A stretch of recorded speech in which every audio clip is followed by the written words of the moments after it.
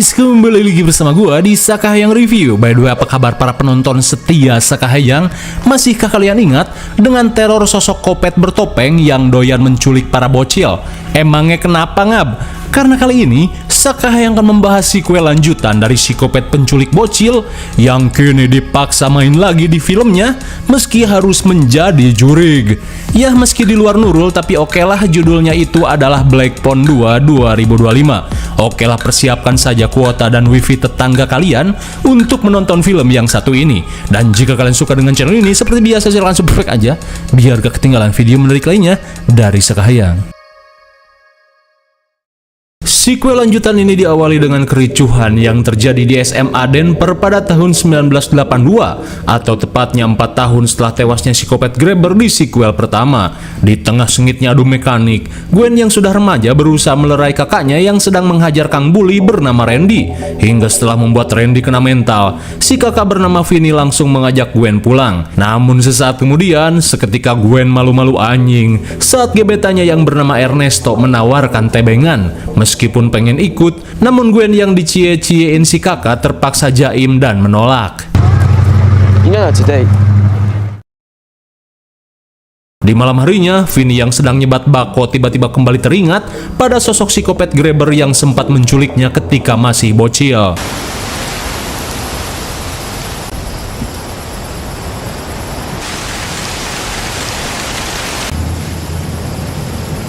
Hey. Lantas karena malam sudah larut, Gwen meminta kakaknya untuk segera masuk sebelum terkena angin duduk.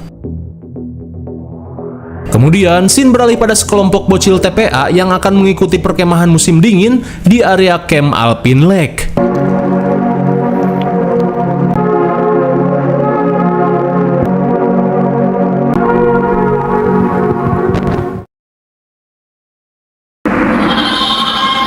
Namun di malam harinya, perkemahan seketika menjadi neraka setelah si kopet Grabber mulai beraksi.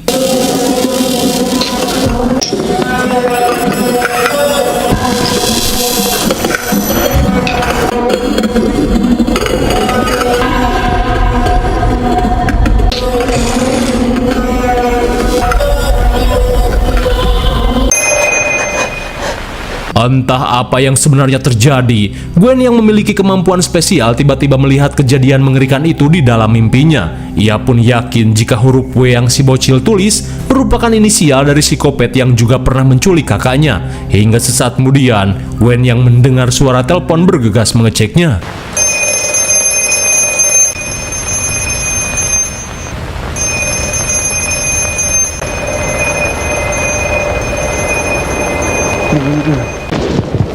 Gwen, wake up. What are you...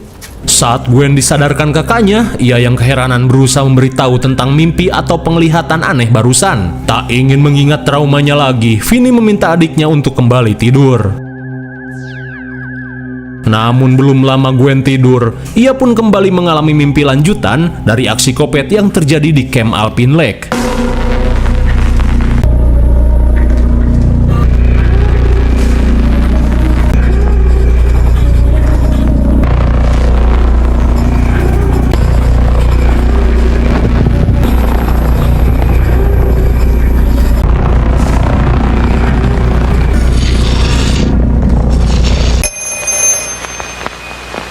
Lagi-lagi, Gwen pun panik saat mengalami kejadian yang serupa. Setelah mendapat dua inisial nama, kali ini Gwen yang penasaran bertekad untuk mengangkat telepon yang sempat ia dengar.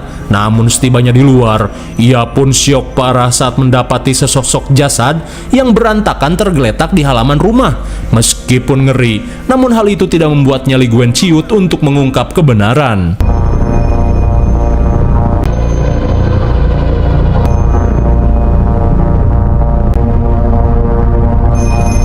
Tanpa diduga, suara telepon yang Gwen dengar berasal dari basement bekas rumah si kopet Grabber. Dirasa nanggung, Gwen berusaha untuk menjawab panggilan tersebut.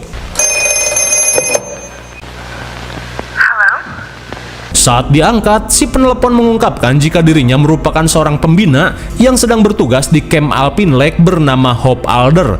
Mendengar hal itu sontak membuat Gwen terharu karena ternyata si penelepon ini merupakan mendiang ibunya ketika bertugas di Camp Alpine Lake 25 tahun lalu, di mana si ibu mengungkapkan jika nomor telepon tersebut ia dapat dari sosok bocil yang tenggelam di danau membeku di dalam mimpinya. Rupanya kemampuan spesial yang dimiliki Gwen adalah keturunan dari si ibu.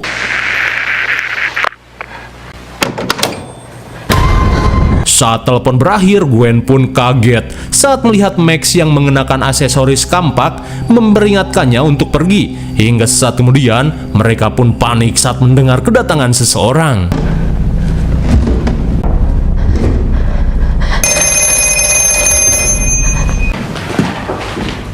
Hey, Gwen. Setelah Gwen sadar, ia pun mengungkapkan jika barusan ia mendapat telepon dari mendiang ibunya. Dirasa si ibu berusaha memberitahukan sesuatu, ia pun mengajak kakaknya untuk mengunjungi Camp Alpine Lake. Mendengar hal itu, Vinny mengajak adiknya untuk pergi terlebih dahulu dari rumah terkutuk ini.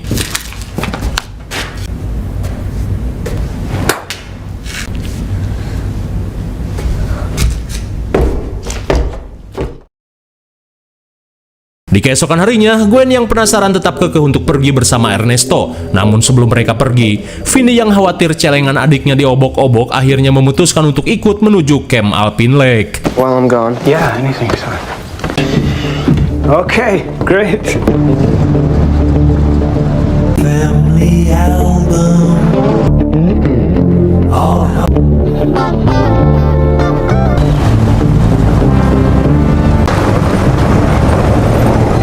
Singkat cerita, sesampainya di tempat tujuan, ketua camp yang bernama Mando langsung mengantar mereka menuju kabin.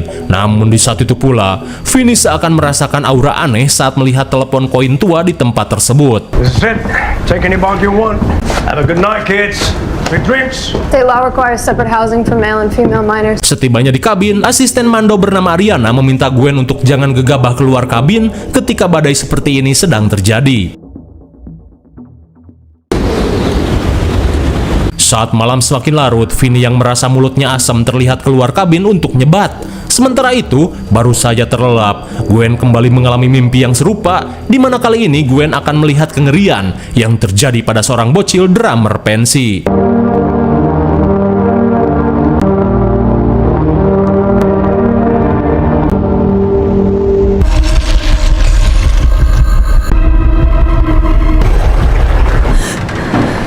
Meski belum sepenuhnya tersadar, Gwen pun bertanya-tanya saat para korban kopet menuliskan inisial WBH.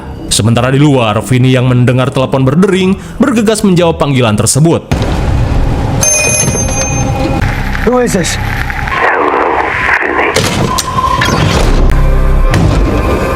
Sontak Vinny pun panik saat menyadari telepon tersebut berasal dari jurig si kopet grabber.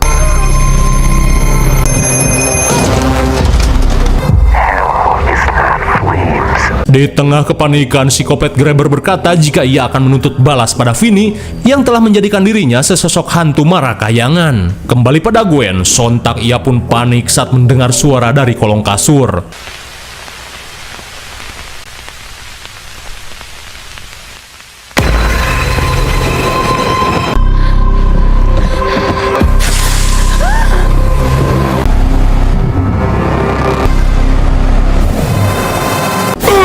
My God, betapa syoknya Gwen saat ia ditampaki ketiga bocil korban kekopetan si kopet grabber.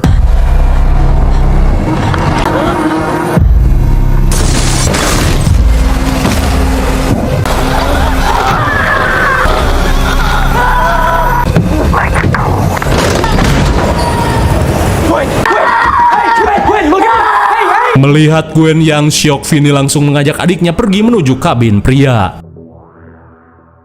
Beberapa saat kemudian, setelah mengobati luka bakar di tangannya, bukannya tidur di kasur yang kosong, Gwen malah memanfaatkan situasi untuk tidur satu ranjang bersama Ernesto. Hingga sesaat kemudian, Ernesto langsung mengeluarkan speak bayawak untuk menenangkan kepanikan Gwen. No, not at all. What's wrong with being a freak? What about me? Do you think I'm beautiful? Sontak Gwen pun bete saat Vinny mengganggu momen kebucinannya. Di keesokan harinya, Gwen langsung menunjukkan luka bakar di tangannya saat mengalami mimpi buruk. Dan bagaikan teror psikopat Freddy, mereka pun merasa ngeri karena kejadian di mimpi Gwen bisa terbawa sampai ke dunia nyata. Hingga sesaat kemudian, Mando yang datang langsung mengajak mereka untuk sarapan.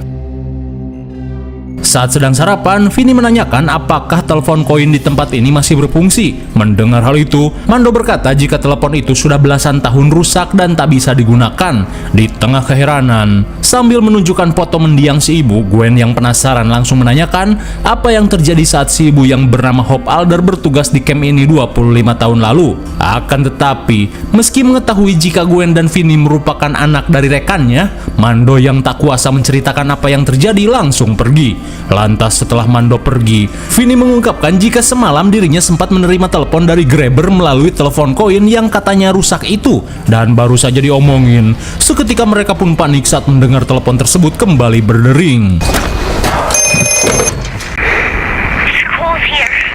Dalam telepon tersebut, Vinny pun mendengar suara 3 arwah marakayangan yang berusaha meminta bantuan, di mana mereka meminta Vinny untuk mencari keberadaan jasadnya yang entah berada di mana.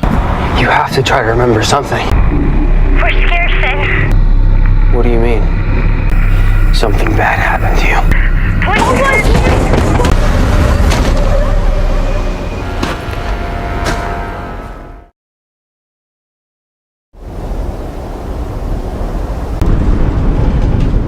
Di malam berikutnya, kali ini Gwen memimpikan si ibu yang berusaha minta tolong kepada dirinya melalui telepon koin. You're here in Colorado, right? So hard to remember things here. We don't remember. Saat si ibu mengakhiri panggilannya, Gwen yang melihat si bocil berjaket kuning ngabret ke dalam hutan bergegas mengejarnya.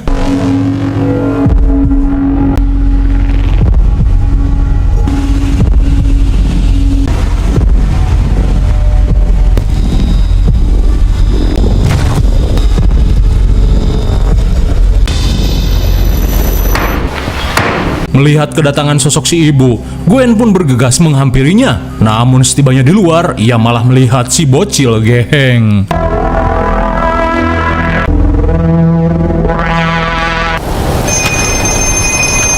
Sementara itu, Vinny langsung membangunkan Ernesto saat ia kembali mendengar telepon yang berdering. Lantas, Vinny meminta Ernesto pergi ke kabin Putri dan memastikan kondisi Gwen.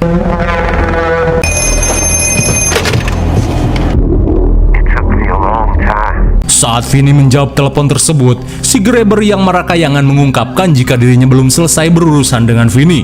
Tak cuma itu, psikopat pun berjanji akan membuat Vinny dan keluarganya menderita meski dirinya telah menjadi jurig marakayangan. Di saat itu pula, Ernesto yang sampai di kabin Putri langsung panik saat Gwen telah menghilang. Hingga sesaat kemudian, para pembina yang terbangun bergegas membantu pencarian Gwen. Kembali pada Gwen, seketika ia pun syok parah saat melihat kedatangan jurig psikopat Grabber yang bersetelan bapac-bapac tukang ngapel randa.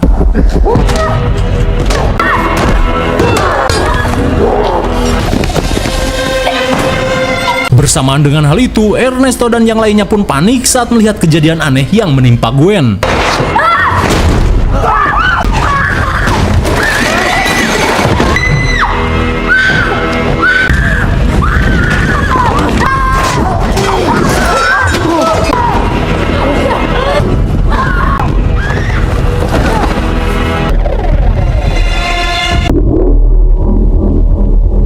Sungguh edan, bagaikan memiliki kekuatan seorang Jedi. Si Grabber yang kini menjadi hantu mampu melakukan hal yang di luar nurul, termasuk mencelakai orang yang masih hidup. Hingga saat orang-orang berdatangan, psikopat yang so asik ini langsung menghilang dalam gelap seperti penghuni gorong-gorong. Singkat waktu setelah mengalami kejadian di luar nurul, Mando akhirnya mengumpulkan orang-orang di gereja dan langsung menanyakan apa yang sebenarnya Gwen alami. Lantas Gwen mengungkapkan jika sebelum mengalami semua itu dirinya sempat mendapat petunjuk dari 3 bocil jurig yang tewas dihabisi secara brutal di tempat ini, di mana ketiga bocil yang tenggelam di danau menuliskan inisial WBH untuk memberitahukan identitas psikopat yang telah menghabisi mereka. Mendengar hal itu, Mando pun menyadari jika ketiga jurig bocil tersebut merupakan peserta perkemahan bernama Felix, Calvin, dan Spike yang hilang 25 tahun lalu, di mana sampai saat ini tim kepolisian belum menemukan titik terang dari kasus tersebut. Setelah mendengar inisial si pelaku, Mando langsung mengambil foto para pembina yang sempat bertugas saat insiden tersebut terjadi. Lantas ia pun yakin jika psikopat tersebut merupakan rekan kerja mereka yang bernama Bill Jabrig, di mana ia memiliki nama asli Wild Bill Hancock atau disingkat yaitu WBH. Mendengar hal itu, Vinny pun yakin jika Bill merupakan sosok psikopat grabber yang sebenarnya, meskipun terlalu ngadi-ngadi. Namun Gwen merasa yakin jika arwah Bill seolah menyerap kekuatan dari arwah korban yang masih marakayangan. Maka dari itu, mereka harus secepatnya menemukan jasad-jasad para korban untuk mengakhiri teror dari juri psikopat grabber. Mendengar hal itu, Mando mengajak Vinny dan para pembina untuk melakukan penyisiran di Danau Maru yang membeku esok hari.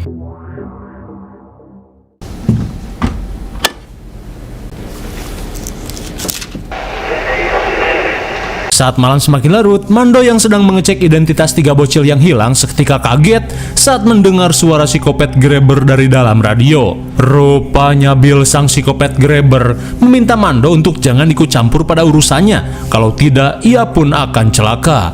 Lalu tiba-tiba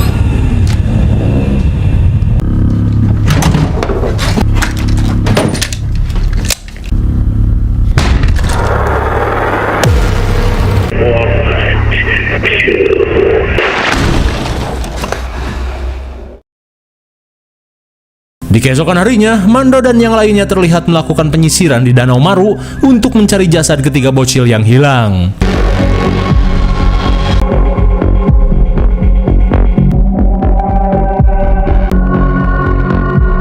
Namun suenya, setelah seharian melakukan pencarian, hasilnya tetap nihil.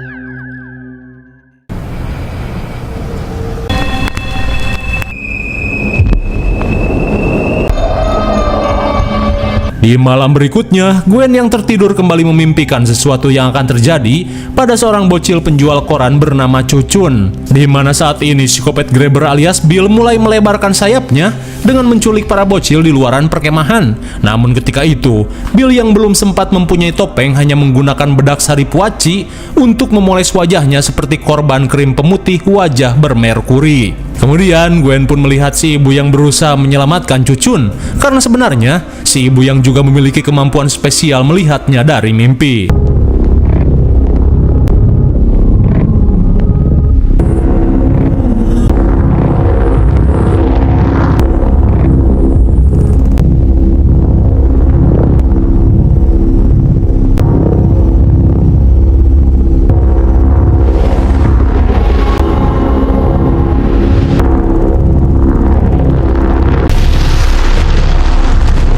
Dan betapa syoknya Gwen saat psikopat grabber berhasil menculik si ibu. Hingga di tengah rasa syok, si grabber mengajak Gwen untuk melihat apa yang akan ia lakukan.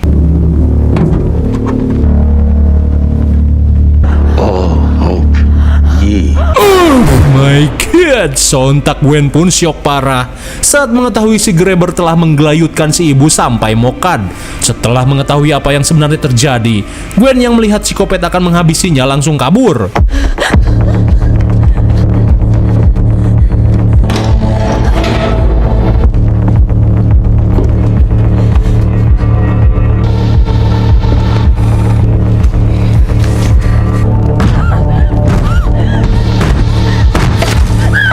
Di saat itu pula, Ernesto yang sedang berjaga langsung panik saat melihat tangan Gwen yang tiba-tiba terluka seperti diteror sosok Freddy Krueger. Di tengah kepanikan, ia pun berusaha membangunkannya. Untung saja jurik Felix yang datang berhasil menyelamatkan Gwen.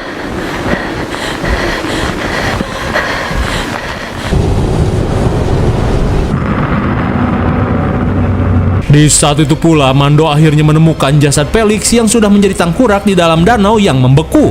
Bersamaan dengan hal itu, Gwen kembali mendengar suara telepon yang berdering. Lantas dalam panggilan tersebut, psikopat grabber mengungkapkan jika dirinya akan menghabisi siapa saja yang mengganggu rencananya.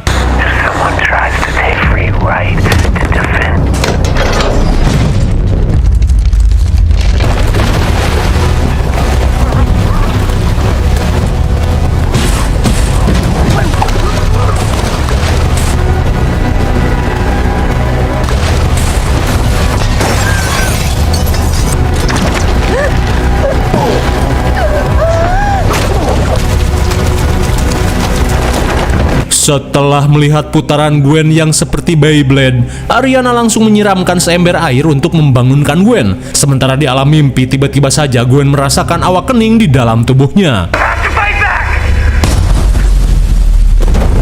Tanpa diduga dengan kemampuannya yang awak kening, Gwen berhasil melakukan perlawanan dan membuat psikopat grabber terpojok. I chose to come here. What? String ass wound.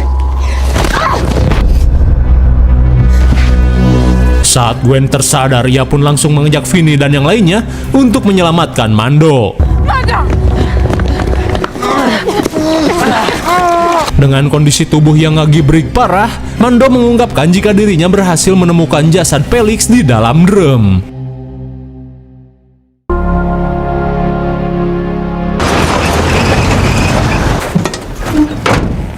Saat malam semakin larut, mereka pun semeringah saat melihat si ayah yang datang menjemput. Terlebih mereka merasa si ayah bisa membantu mempercepat pencarian jasad para korban. Akan tetapi si ayah yang tak ingin hal buruk terjadi, meminta Vinny dan Gwen untuk berkemas agar mereka bisa secepatnya pergi. Tapi jelas saja, Gwen yang berusaha mengakhiri teror psikopat grabber langsung menolak. Hingga di tengah panasnya adu bacot, Gwen mengungkapkan penglihatan dalam mimpinya, di mana kematian si ibu sebenarnya dihabisi psikopat grabber dan bukan mendiskon umur seperti yang dibilang polisi. Sontak Vinny dan si ayah pun syok parah saat mengetahui kenyataan yang selama ini masih menjadi misteri. Di keesokan harinya, mereka pun menggunakan seling untuk menarik drum rombeng berisi jasad Felix. Hey Jesus, I need help. I'm scared he's gonna kill me. Please don't let that happen. Let him win. Maybe Spike and Call are down too deep. Hingga di malam harinya, setelah pencariannya tidak membuahkan hasil lagi, Mando merasa yakin jika mayat Spike dan Calvin masih berada di dalam danau. Lantas untuk mempercepat pencarian, Gwen langsung molor untuk mencarinya dari alam mimpi. Namun bukan tanpa resiko, saat Gwen tertidur, psikopat grabber pun mulai menampakkan diri.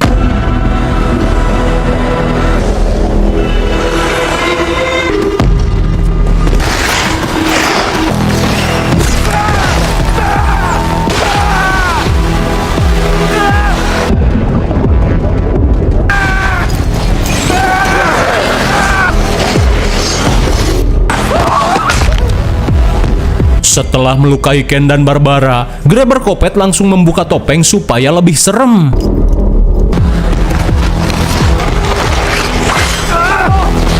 Sementara itu, Gwen yang melihat drum mayat di dasar danau berusaha melakukan sesuatu untuk mengangkatnya ke permukaan. Di saat itu pula, si ayah langsung menyelam untuk mengeluarkan drum tersebut. Di tengah keadaan genting, Vinny meminta Ernesto untuk membawa Gwen pergi.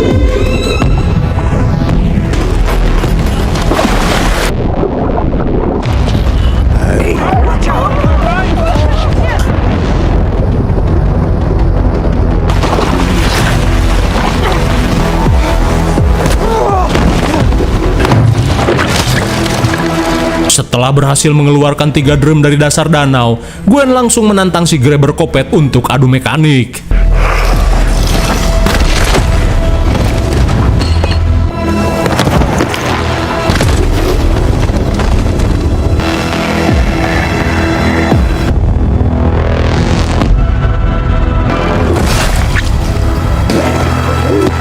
The boys are found.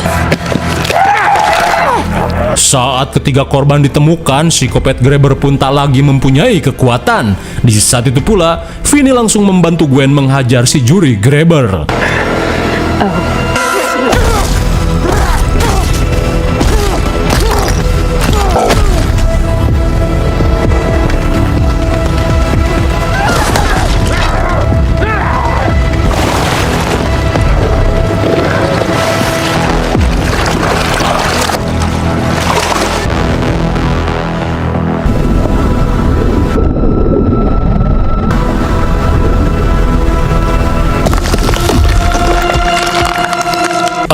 Akhirnya, mereka pun berhasil membuat grabber si juri Grace membeku di dalam danau. Di keesokan harinya saat mereka akan pulang, Gwen yang mendengar suara telepon berdering bergegas mengangkatnya. Dan seketika tangis Gwen pecah saat mengetahui telepon tersebut berasal dari si ibu, di mana si ibu meminta Gwen menggunakan kemampuan spesialnya sebaik mungkin. Tak cuma itu, si ibu pun meminta Gwen untuk menjaga Vinny dan si ayah. Lantas saat telepon berakhir, Gwen langsung memberitahukan hal tersebut pada Vinny. Hingga di tengah suasana haru, si ayah yang datang langsung mengajak mereka untuk pulang. So what do you think of that Ernesto boy? How about you? I'm just driving. Just saying. Bagaimana? Mengerikan sekali bukan? Sudah tak perlu dijelaskan lagi karena sudah jelas. IMDb untuk film ini adalah 6,4 dan menurut sekalian cocok saja dengan nilai segitu. Mungkin segini saja review dan pembahasan film Black Phone 2 2025. Jangan lupa like, share, dan subscribe supaya kalian tidak ketinggalan jika ada video menarik lainnya dari Sakayang. Thanks for watching and see you next video. Bye bye.